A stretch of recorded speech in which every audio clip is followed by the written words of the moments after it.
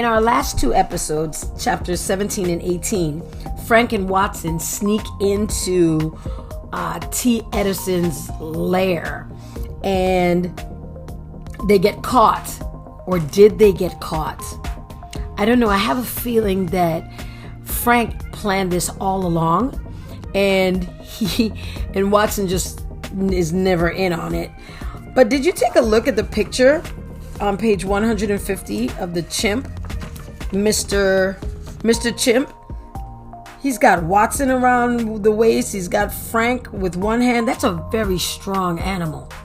Wow, he threw them out. And the last thing that Frank says is perfectly. Like, that was his plan all along. To go in, I think he just wanted to look around and see what's going on in T. Edison's room. But T. Edison told him that he got Clink and Clank and they're being smashed right now. So, oh boy, let's see what happens to Clink and Clank.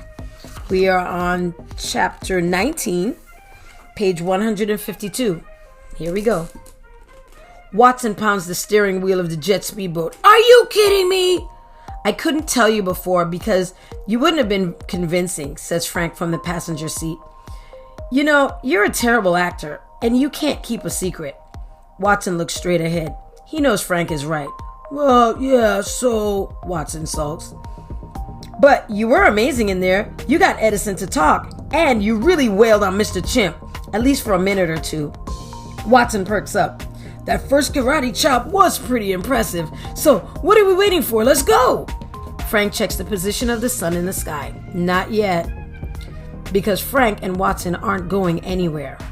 They're not racing across Lake Genevieve at 50 miles per hour, skipping over the choppy waves like Edison thinks they are. They're not throwing up a rooster tail of spray from the back jet nozzle. They're not peering through the dying light of dusk. They're not running to junkyard dogs, hoping they're in time to save Clink and Clank from being smashed into tiny cubes by the car crusher. They are hiding in a boat, dry docked on a trailer, just a short walk down the shore from the big black cube. The setting sun lights up the dramatically cloudy, speckled sky in fiery reds and oranges. Frank leans back in his cushioned seat, hands behind his head. Beautiful, isn't it, Watson? Watson and Frank quietly admire the sunset.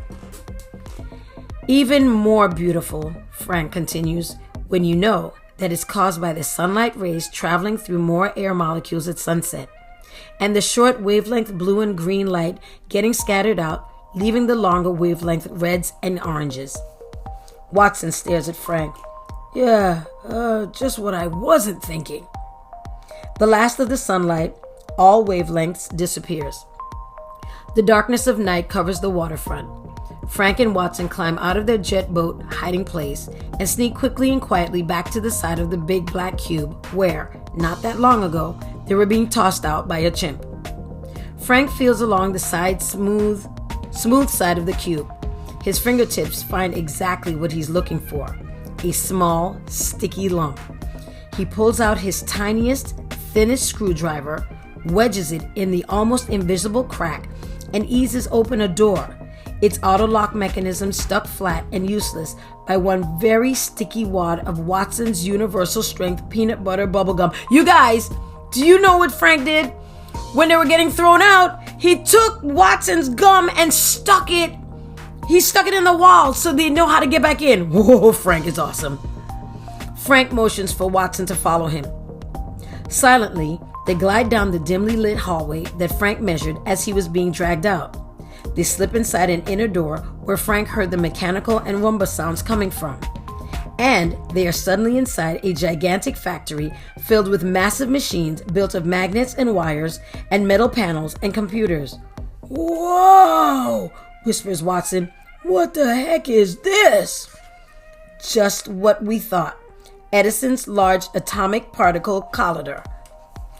So, why did Edison need Clink and Clank and the antimatter motor if he has this? Frank looks around. Because my antimatter motor is faster and cheaper and better at powering that. Frank points to the far end of the factory against a brick wall where the emergency exit lights outline the shape of what has to be the world's biggest and most electromagnetic pink antimatter squirt gun, powered by a very familiar, small, silver antimatter motor.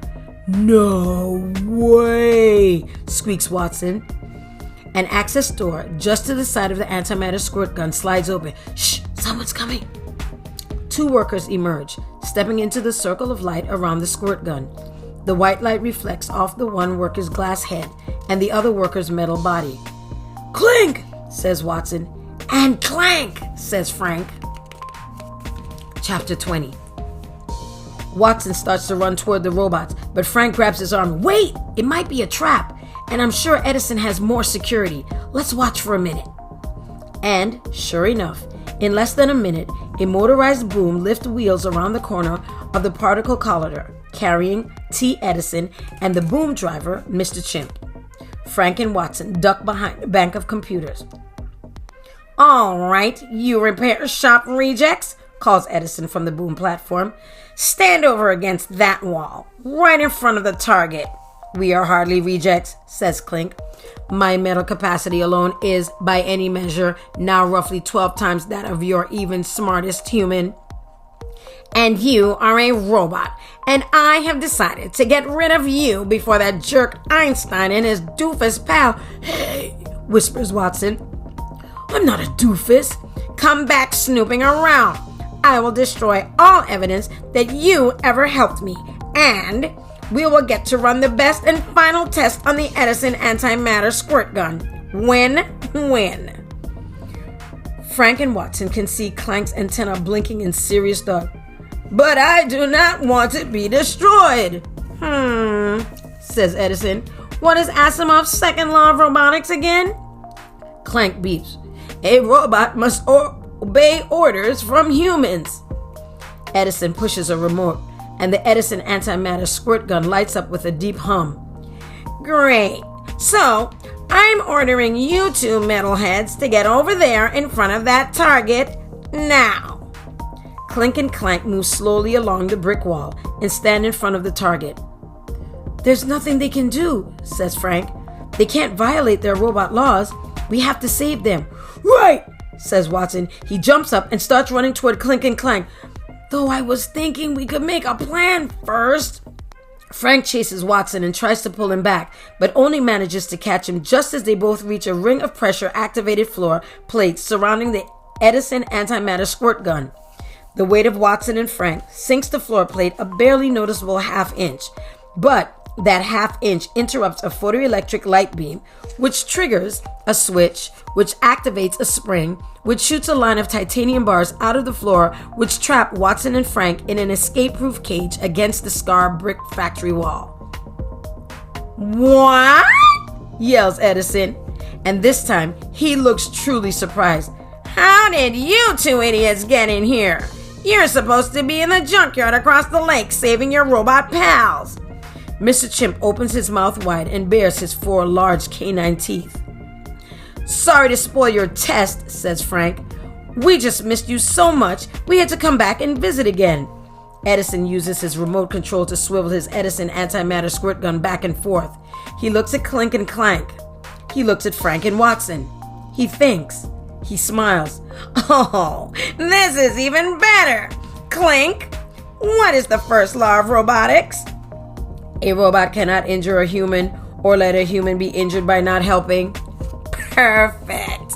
Now, we will get to test the Edison antimatter squirt gun and have Mr. Genius Frank Einstein destroy his own robots. How good is that, Mr. Chimp?" Mr. Chimp is, for once, actually impressed. He signs, "Very good." Edison fires up his antimatter squirt gun. A stream of white light shoots out of the tip, annihilating all matter in its path on the brick wall. The gun swivels slowly on its base, tracing a line of destruction heading right for Frank and Watson. "Robots, that antimatter stream is heading right for those 2 humans, and the only way you can save him is to get in the way of the beam yourselves. Now go!" Emergency red lights start flashing. The danger overload siren blares a very loud whoop whoop. The white light antimatter beam sizzles across the bricks. "Don't do it, clink and clank," calls Watson. "Wait, what am I saying? I mean, yes, do it. No, wait, Frank, how do we save them and us? You do have a plan, right? Tell me you have a plan, quickly." "Matter," says Frank Einstein, kid genius and inventor. "The stuff that every living and non-living thing is made of. That's what this is all about." "Great," says Frank's longtime pal Watson, crouching behind him. "So how does that help us get out of this?" Frank Einstein applies, as he always does, the scientific method he learned from his grandpa Al. Frank thinks. Observation. Red lights flashing twice a second. Incredibly loud whoop whoop sound echoing over factory floor. Okay, let's stop for a minute here, my friends. Does anyone realize you feeling like this is some kind of a deja vu? Like you've heard this before? Of course you've heard this before. Turn all the way to the first page, the very first page, where we see Frank in his outfit with his hands on his hips and he's got his red spectacles on. And then the next page is exactly the same thing. Matter, fragment, particle, 166 to 67. Matter, says Frank Einstein, kid genius and inventor. The stuff that every living and non-living thing is made of. Oh my gosh, we've come full circle around this. All right, let's go back to our story. Observation. Red lights flashing twice a second. Incredibly loud whoop whoop sound echoing over factory floor. Cage bars, metallic white color, lightweight, high strength. Two mechanical shapes against far brick wall. Two shadowy figures, both wearing ties, on platform above. A beam of concentrated white light, sparking and melting a line across near brick wall, presently moving on a path to intersect position of Einstein and Watson in 28 seconds. Frank says, hypothesis. Lights and siren, probably an alarm. Bars, most likely titanium and unbreakable. Those two over there might help us. Those two up there will not. We now have 13 seconds before every atom, element, molecule, and bit of matter we are made of violently explodes into ashes, heat, and smoke. Why do I ever listen to you? Asks Watson, moving as far away as he can from the advancing beam of brick sizzling light. Frank Einstein cracks a smile. Begin experiment. Oh my goodness, you guys. Let's get to chapter 21. Go, go, go.